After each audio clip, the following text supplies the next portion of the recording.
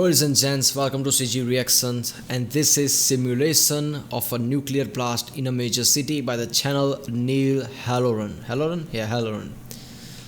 So nuclear bomb.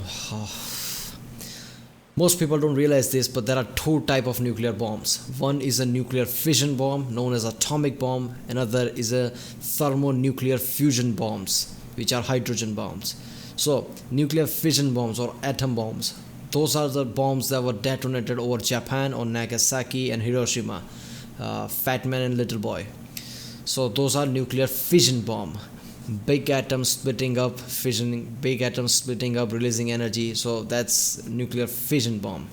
Thermonuclear fusion bombs are the smaller atom combining together, fusing nuclear fusion bomb, and detonating like that. So that is even bigger. So basically, fusion bombs make fission bomb looks like firecrackers. That's how enormous fusion bombs are. And all the news and all the history you hear about Japan and all the devastation of nuclear bombs, that's just fission bomb. Fusion bomb is whole another level. So fusion bombs are so enormous that they would, doesn't matter how dense of a city is, if you detonate a big enough fusion bomb, it would vaporize an entire city. Vaporize. You need to understand the word vaporized. It would atomize everything. So understand that there's a dense city with the dense materials, people, buildings in it, and if a big hydrogen bomb goes on it, everything will be vaporized, atomized. So no debris would be left, because if everything got atomized, there would be just shadows left. I mean, imagine that. How effed up is that? Of all things that humanity did, creating bombs is the worst thing they ever did, and there might be our downfall in the end. That's how after, if nuclear fission bombs in itself is so devastating, we all know about Japan and all the things what those two bombs did. The effects of it were just ridiculous. Chernobyl plant, that is also fission process. So effect of that was so devastating that even we understand now. But that's a small scale. Nuclear fission bomb, atomic bomb is a large scale, and we know how effed up that is. And even that is a fission bomb. If humanity stopped at that, we would have been fine. But no, they had to create fusion bomb, thermonuclear fusion bomb. That's how the sun works. All the stars work with the thermonuclear fusion process. So basically, whenever you detonate a hydrogen bomb, for a short time, you created a small sun there. Obviously, everything would be vaporized after that. And radiation of it would be so big that would go all the way to entire continents and have effect there. So it's just ridiculous just what one big bomb can do, like Tsar Bomba or something. So it's enormous like that. So yeah, let's watch the video. It has been 2.5 years. And yeah, by the way, nuclear fusion bomb, thermonuclear fusion bomb requires a small atom bomb inside it just to work as a trigger. How ridiculous is that? You need a small fission bomb inside the big fusion bomb just to trigger it. Because it's thermonuclear fusion bomb, it requires heat, and that atom bomb gives it the heat. So understand the level of technology and engineering goes behind it. It's just ridiculous. So on a small small fission bomb goes off, small atomic bomb goes off, and heat from that triggers the fusion bomb. And they have to design it in a way that heat of it goes to the fusion bomb at a light speed. Otherwise, the shock wave would destroy all the process and destroy the fusion bomb before it can even explode. So the technology is ridiculous, and then the chain reaction start between fission and fusion is just ridiculously dangerous. So most countries, whoever have nuclear fission bombs.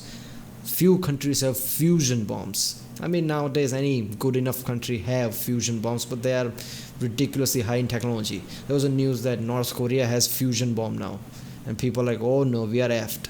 And they say that they detonated a bomb somewhere as a testing, but when they see the energy levels, they were consistent with fission bomb, not fusion bomb. So people are like, yeah, they don't have fusion bomb, but nobody knows, they could have it. So yeah, that's a happy thought, isn't it? Let's watch the video. Since I posted the trailer for my upcoming climate film, as many of you have noticed, and I have been working on it almost every day ever since. So it's really close, and thank you for your patience, and stay tuned. In the meantime, I do have something to share for you today. I generally reserve this channel for my own independent projects, but recently I've been working with the folks behind the Nobel Peace Prize, and not only have they been wonderful to work with in terms of support and creative freedom, but they have allowed me to post the video here on my channel. So thank you to them, and here's the film. Imagine for a moment the unimaginable happened. A major city is hit by a nuclear weapon. Now, no number could account for all the devastation that would result. But we can put a number on the deaths.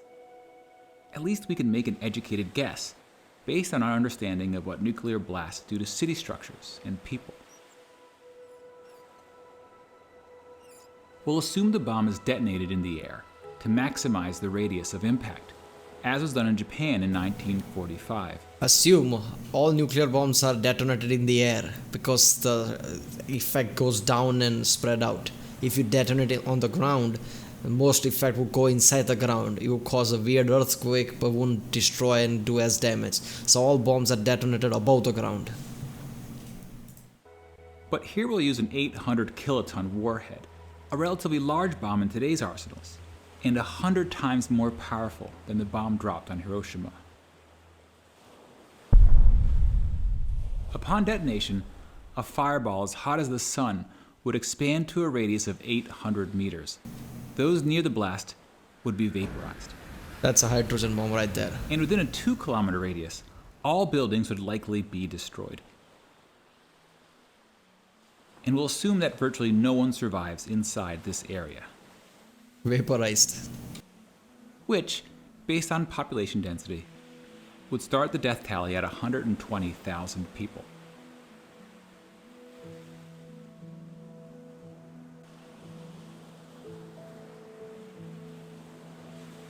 As you move further away from ground zero, estimating deaths becomes more complicated. From as far away as 11 kilometers, the radiant heat from the blast would be strong enough to cause third-degree burns on exposed skin. Third degree. Those are lethal level. So that's it. And as you get closer to the blast, the heat becomes so intense that clothing, even skin, would ignite into flames. That said, most people in the city would be indoors or otherwise sheltered from direct exposure. But the very structures that offered this protection would then become a cause of injury, as debris would rip through buildings and rain down on city streets. That's graphic.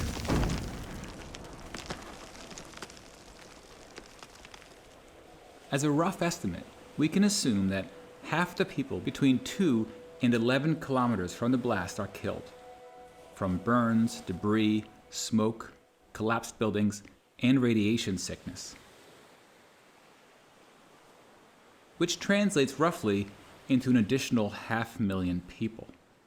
Many of these deaths will occur days, even weeks after the attack. Radiation sickness takes about a week to cause death.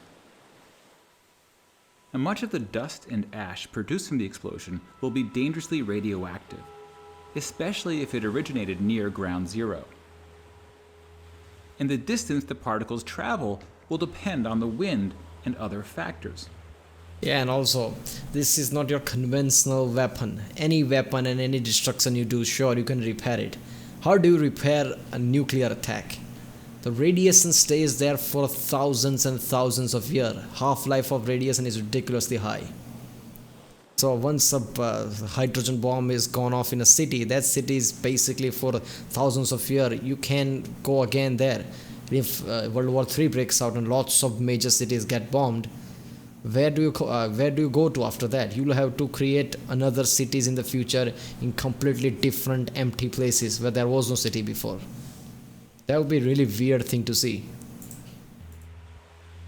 Now, since this simulation is of an airburst attack, it will produce significantly less radioactive fallout than ground attacks targeting missile silos or bunkers. So we'll go with a relatively small number of deaths outside the 11-kilometer range. If it were a surface blast, the fallout deaths could surpass all other deaths combined, but it's a very difficult number to predict. In theory, radiation deaths can be What does he on about surface attack? And all nuclear bomb needs to be detonated above the ground? reduced if people can avoid exposure to the fallout, especially during the critical first few days. Fallout shelters were common during the Cold War, but people rarely build shelters today. And schools no longer practice nuclear war drills. We generally talk less about When a nuclear bomb goes off, go under your bench because that will save you. surviving a nuclear attack. And in a way, it's good that we're less afraid of the bomb now that the Cold War is over. When nations are less on edge, the risk of accidents is arguably reduced. Yeah, USA basically was transporting a bomb from somewhere to somewhere and accidentally dropped the bombs on their own one of the cities. They have the plaque there saying that there was almost a nuclear accident here. So I don't know where it was I don't know which state that was, but yeah, there's a plaque there. So US basically accidentally dropped the bomb in one of their own states. If that would have gone off, that would have been just ridiculous sight, man. But nuclear weapons remain one of the great threats to humanity. And today, we're entering a new era in nuclear weapon history. Long-standing nuclear arms treaties are being reassessed, and countries big and small face the prospect of new arms races. In part because technology is emerging that may give one side a considerable strategic advantage, notably hypersonic weapons. Current nuclear missiles travel notably. Where did India came from? Whoa. USA, Russia, China, France, Japan, and India. India's moving up, isn't it? Not in such a good way, but still. Hypersonic weapons. Current nuclear missiles travel around the Earth at high altitudes, making them visible by radar earlier in their flight. If I'm not mistaken, hypersonic basically means 13 or 14,000 kilometer per hour speed. That's just ridiculous. You won't be able to see it. Now, some hypersonic vehicles travel close to the Earth, through the atmosphere, at least 5 times the speed of sound. Basically, if you want to send that hypersonic bomb anywhere, any place on the entire planet, it would take about 30 or 40 minutes max. If you literally is highest place you want to bomb, it would still just take 30-40 minutes. I mean, that's not that much if you're considering the distance. Less than that, but no more than that, at least I know that. Sending countries far less time to react. And remember that some of the most perilous moments during the Cold War occurred when countries maneuvered to reduce their opponent's reaction time. And the less time countries have to react, the more likely an accident will occur, or a rash judgment. So yeah, what case was that? There was a case on Russia, in it, that so their radar was misfiring in the cloud. Some light beam was telling them that there's a missile coming, and there was a red alert in Russia. So some general was, the basic thing he needed to do was retaliate by launching one of their own missiles. But he was so sure that there is no way in hell the global, war would start in. This is in Cold War times, I think. Even in the Cold War, the two biggest countries that was involved, US and Russia, even among them, they were sure of them that this is just, showing who got the big Johnson apparently, because nobody would actually do the nuclear war. They would be sure of them. So when the red alert went through and Russian air bases and all army bases, the general who was tasked to retaliate didn't retaliate, even though he went against the order, because he was sure of them there has to be some kind of misunderstanding, because US would not launch missiles out of the blue like that. And apparently he was right. It was some mistake in the radar system. But think if someone else was in his place and wasn't such a clever like him and would have launched nuclear missiles by Russian sides, then USA would have to launch it, and that would have been caused a massive global fallout in the Cold War times, just because our radar misfired. And then you have smaller nukes that blur the line between conventional and nuclear weapons, providing a more slippery path to nuclear escalation. Now, for ordinary citizens, nuclear weapon policy may seem like a complex, even intimidating topic. But leaders often consider public perceptions when making policy. In many countries, voter opinion is an important factor. Whether you believe nuclear weapons have made the world safer or more dangerous, both sides generally agree Nuclear weapons have made world much dangerous, not safer. But since nuclear weapons existed and now it does exist, having nuclear weapons kind of makes things safer. So if most countries have nuclear weapons, chances are low that any country would detonate, because then they would be afraid like some bomb would fall on them. So since nowadays lots of countries have nuclear bombs, chances of nuclear bombs falling everywhere is extremely low.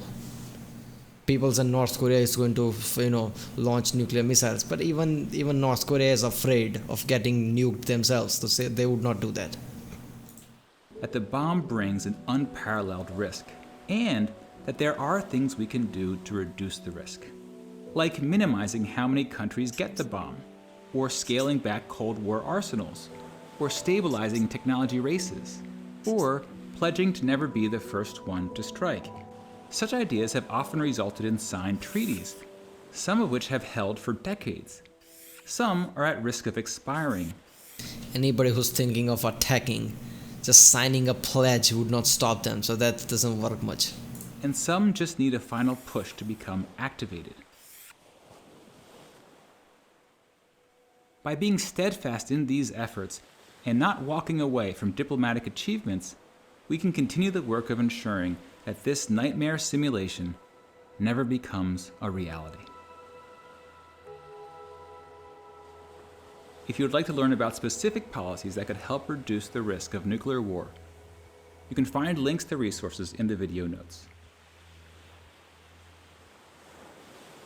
Well, you can see it this way. If nuclear fallout and nuclear war does happen, you would not know about it, because you'll be like that. So yeah, there's your happy thought. Alright, if you like my reaction, please don't forget to like and subscribe.